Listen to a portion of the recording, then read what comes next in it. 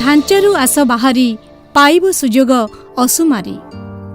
कहा जाए जदि जड़े पुरुष शिक्षित हुए तो केवल से ही शिक्षित होता है, किंतु जदि जड़े झील शिक्षित हुए तो एक नुआ शिक्षित समाज गठन करिपारे।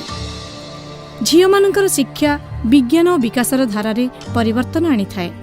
एणु समाज रे झील मानक शिक्षा और आत्मनिर्भरशीलता पई वर्तमान राज्य सरकार एक अभिनव योजनार आरंभ करिसेंती, जहार नाम सुदक्ष योजना। झील मानक पढ़िबा पई राज्य सरकार तरफ सुदक्षा स्कीम माध्यम रे संपूर्ण मागणा शिक्षादान करा जाए। ता छड़ा से रहिबा पई मासको मेंटेनेंस बाबद 1500 टंका भी दिया जाए। गवर्नमेंट रे सुदक्षा स्कीम अंडर रे बहुत झील माने जो माने प्रकृत रे पाठ पढ़ी पारु नथिले से माने पाठ पढ़ी की बहुत अधिक रोजगार क्षम हेकी आम आईटीआई रो ना आ गौरव बढ़ी छथि। मो 2020 रे फिटर ट्रेड रे एडमिशन करछि। मोर 10th एग्जाम सरला परे मो कौन करी न करी मो माइंड रे सेमती किछि भी मो आन नथिली। मो बहुत टेंशन थिली। से समय रे आम गाँव को ब्रह्मपुर आईटीआई रु किछि सार एवं मैम आस्थिले एवं घर को आसिकी किछि डिस्कशन भी करथिले।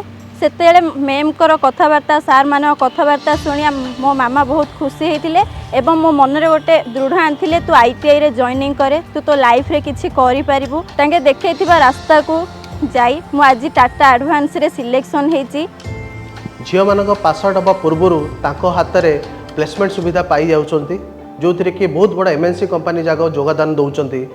हमर विभिन्न कंपनी टाटा होंडा जिंदल एमाने सब झील मानक रिक्रुटमेंट करिक नियंती, जो माने भलो सैलरी रे उच्च पदवी रे जाकी रहंती और सेमानकर भविष्य सेठी बहुत उज्जवलमय थाए। झील माने जेतेबेले बाहर को चाकरी करबा को जाउचंती सेमानक सेफ्टी सोशल सिक्योरिटी सबुठारु बड़ जिनिस ताकू भी आमे नजर रखू। झील माने जदि चाकरी करबा गले तांको संगे हमर कंटिन्यूअसली टच थाए।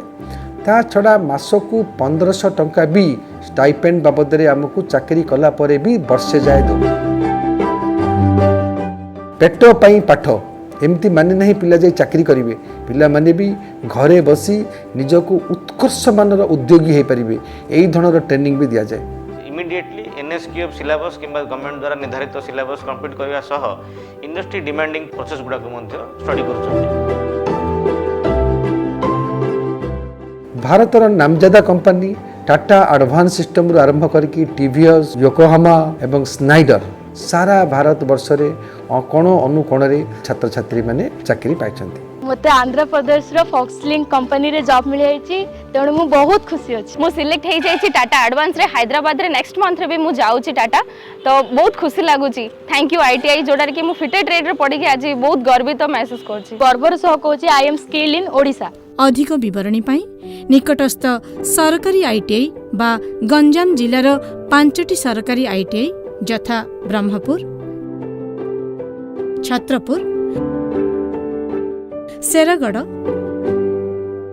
हिंजिलिकाटु एवं पुरुषोत्तमपुर ठारे थिबा आईटीआई रे अध्यक्षक सहित जोगाजोग करंतु।